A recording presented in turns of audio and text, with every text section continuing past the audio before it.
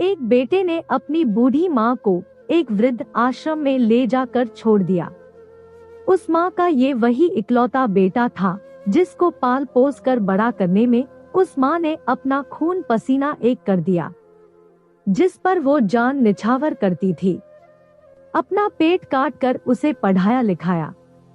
उसने अपने बेटे के लिए वो सब कुछ किया जो एक माँ कर सकती थी, और आज भी उसके बेटे को किसी भी तरह की परेशानी ना हो, इसलिए आश्रम में रहने के लिए भी तैयार हो गई। वृद्ध आश्रम में रह रही माँ हमेशा अपने बेटे को याद करती, मगर बेटा बस साल में एक बार उसको मिलने आता या फिर फोन पर बात कर लेता। इसी तरह कई साल बीत गए। वृद्ध आश्रम से बेटे को एक दिन फोन आया। उन्होंने कहा, बेटा जल्दी से आश्रम आके अपनी माँ से मिल लो, वो बहुत सीरियस है। जब बेटा अपनी बीमार माँ के पास पहुंचा, तब वो अपनी आखिरी सांसें गिन रही थी। बेटे ने अपनी माँ से उसकी आखिरी इच्छा पूछते हुए कहा, माँ मैं तुम्हारे लिए क्या कर सकता हूँ बताओ।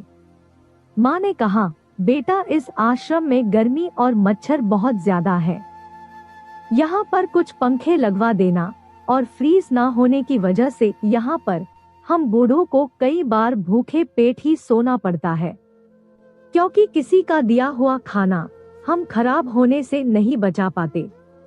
तो इस आश्रम के लिए एक दो फ्रिज भी खरीद कर दे देना।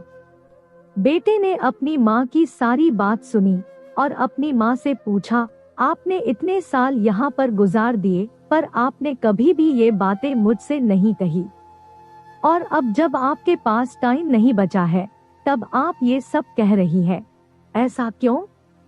माँ ने बेटे को जवाब देते हुए कहा, बेटा मैंने गर्मी, भूख और पीड़ा सहन कर ली, लेकिन मुझे पता है जब तेरे बच्चे तुझे यहाँ पर छोड़कर जाएंगे तब तू यह सब सहन नहीं कर पाएगा, इसीलिए तेरी सुविधा के लिए मैं तुझे ये सब लगाने के लिए कह रही हूँ। याद रहे, जो जैसा सुलूक अपने माता पिता के साथ करता है, एक दिन उसके बच्चे भी बड़े होकर वैसा ही सुलूक उसके साथ करते हैं।